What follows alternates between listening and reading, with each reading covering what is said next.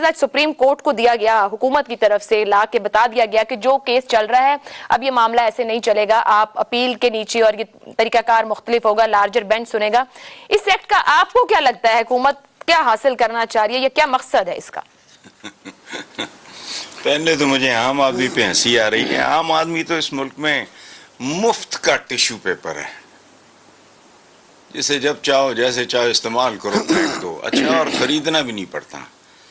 ये बेचारा खरीदा खदाया मिला हुआ है इनको। अच्छा देखें, बाहर तो ऐसा ही लगता है, वरना ऐसी एक्सरसाइज और ड्रिल का इत्माम करने की ज़रूरत मुझे कुछ समझ नहीं आती, मेरे पल्ले नहीं पड़ती। दूसरी बात यह है कि सियासतदानों की नाअहली ऐसी सोच की नाअहली है बेसिकली, क्योंकि ये अवाम का वो इकलौता हक है जिसे वो एक्सरसाइज कर लेते हैं बेचारे। जब उनको ये हड्डी फेंक दी जाती है उनके आगे, ये रोटी का टुकड़ा उनके आगे फेंक दिया जाता है, हुकूक के हवाले से मैं बात कर रहा हूँ उनमें से जो, वरना इस डेमोक्रेसी के ढोंग को भी चलता करें, बात गलत है असूली तौर पे।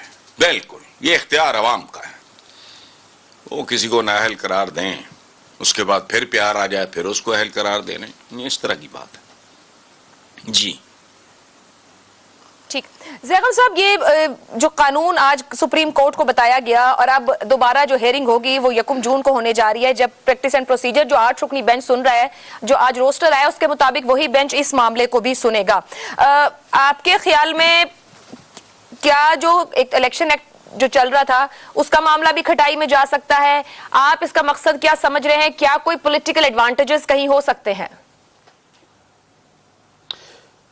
अगर सुप्रीम कोर्ट इस कानून को मुस्तरद नहीं कर देती, जिसका आज तो इम्कान नहीं लग रहा था, जिस तरीके से सुप्रीम कोर्ट ने गुफ्तगू की और जिस तरीके का माहौल आज हमें नज़र आ रहा है, तो उसके 2 फ़ायदे हुकूमत को हम सोच सकते हैं। पहली बात तो ये है कि पंजाब के इलेक्शन के बारे में सुप्रीम कोर्ट ने जो फ़ैसला किया है, इस वक्त वो रिव्यू पिटीशन की स्टेज पर है, तो वो भी अपील की सूरत में चला जाएगा और कुछ भी नहीं तो इतना टाइम हो जाएगा कि जिसके बाद वो पूरा जो केस है वो बेसूद हो जाएगा, क्योंकि आप अगस्त के करीब आ जाएंगे जब इस हुकूमत ने जाना है और फिर अक्टूबर में इलेक्शन करवाने हैं। दूसरी जो बात है जिस पर आज सबकी तवज्जो है, वो बात है नाअहली ख़त्म होने की, और ये कानूनी तौर पर भी बड़ा दिलचस्प है। आज आज़म नज़ीर तारड़ साहब ने जो कुछ कहा वो भी आपने बताया।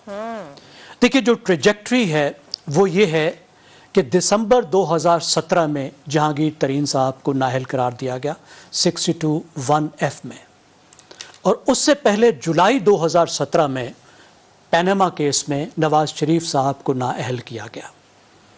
जैसा कि वज़ीर कानून साहब ने कहा कि इन दोनों ने रिव्यू पिटीशंस फाइल की, वो पिटीशन मुस्तरद हो गई, और इस कानून में भी ये नहीं कहा गया कि अगर रिव्यू पिटीशन किसी की मुस्तरद हो चुकी हो तो उसके बाद जो ये कानून लफ्ज़ यूज़ करता है रिव्यू अपील का, क्या उसके बाद भी रिव्यू अपील हो सकती है?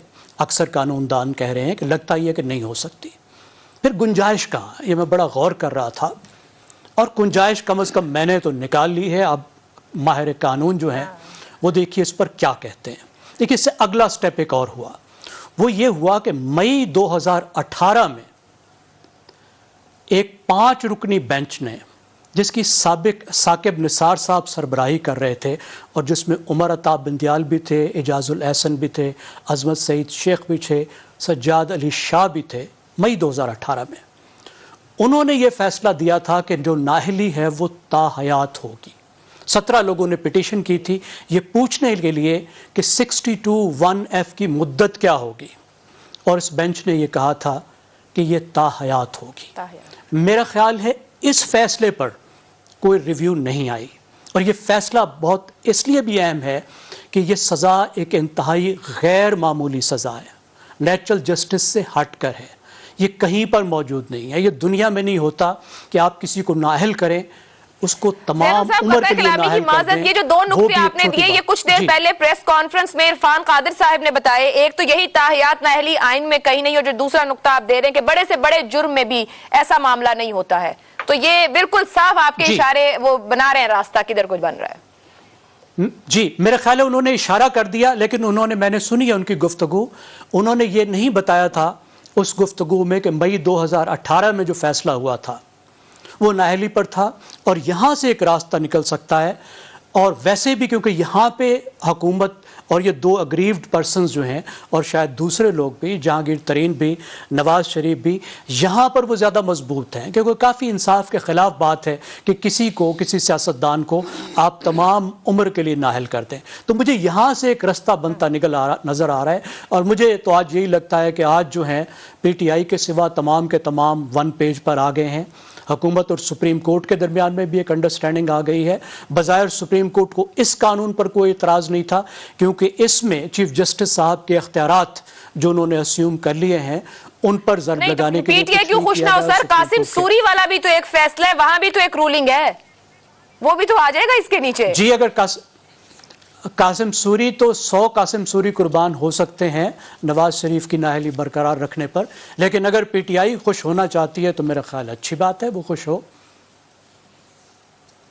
ठीक है जी। अब सर साहब आपकी तरफ आऊंगी। ये जो एक कंफ्यूजन क्रिएट की गई, जिस तरह जैगम साहब कह रहे हैं, मैं भी पिछले कुछ देर में समझने और जानने की कोशिश कर रही थी कि ये क्यों उन्होंने स्टेटमेंट दिया जबकि रास्ते बनते हैं और निकलते हैं। मैंने एक दो लोगों से बात भी की तो ये भी आया कुछ कंफ्यूजन इंटेंशनली क्या बनाया जा रहा है कि फिलहाल किसी तरह कानून को बचाया जाए। अभी तो परसों समात भी है, समथिंग बिहाइंड द जिसे बोला जाए सीन है जो नजर नहीं आ रही। आपकी राय में क्या ये कानून नवाज शरीफ और जहांगीर तरीन को उनकी नाअहली खत्म करने जा रहा है, खत्म कर सकता है? जैगम साहब ने जो बातें की हैं, मेरा भी वही पॉइंट ऑफ व्यू है और मैं भी यही सोच रहा था। जो समझ आई है वो तो यही है जो जैगम साहब ने बता दिया, इसलिए उनको दोहराने की तो अब मेरा ख्याल गुंजाइश नहीं है। लेकिन इसमें एक कैवियट है, वो ये है कि दिसंबर में उनकी नाअहली हुई जहांगीर तरीन की और जुलाई में हुई नवाज शरीफ की।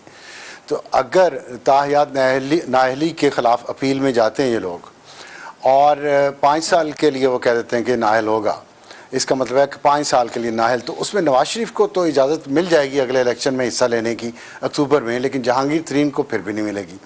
तो इसलिए कन्फ्यूजन अभी है। और ये क्या डिलिबरेट है या वैसे ही हो गया, ये अभी इस सवाल का जवाब आना है आने वाले दिनों में।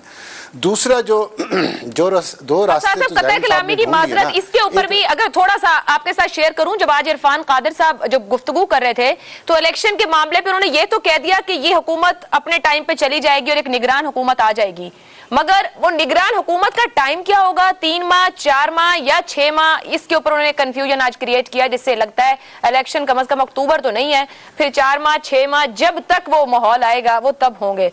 फिर क्या कहते हैं? देखिए, मैं इसका जवाब, पहले वाले सवाल का जवाब पूरा कर लूं। एक रास्ता और है जो इसमें शिक, जो ये जो ऑर्डिनेंस जारी हुआ है ना, इसकी एक शिक है कि जो अपील है वो लार्जर बेंच में जाएगी। जिस बेंच, जितने मेंबर बेंच ने ओरिजिनल डिसीजन दिया है उससे लार्जर बेंच होगा। तो जहांगीर तरीन के केस में भी और नवाज शरीफ के केस में भी रिव्यू पिटिशन उसी बेंच के पास गई थी जिस बेंच ने उन्हें नाअहल करार दिया था। तो अगर इसको एक्सप्लॉइट किया जाए कि जी वो तो लार्जर बेंच बन सकता है, तो इसलिए लार्जर बेंच के सामने ये दोनों केसेस जाएं तो हो सकता है फिर रास्ता निकले। दूसरी बात यह है कि इसमें इस कानून की वजह से हो सकता है सुप्रीम कोर्ट को भी एक एग्जिट दिया गया हो। जो उन्होंने फैसला दिया था पंजाब और खैबर पख्तूनख्वा के इलेक्शन